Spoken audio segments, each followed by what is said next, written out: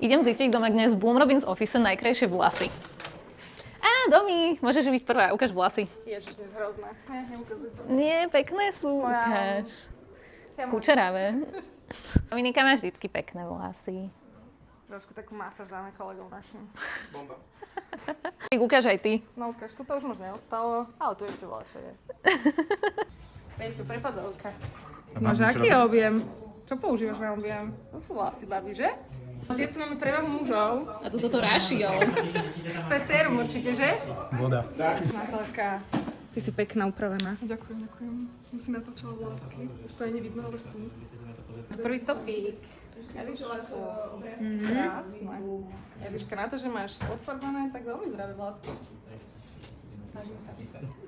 No a tu máme našu Rapunzel. Ideme. Krásne. Locika. Locika.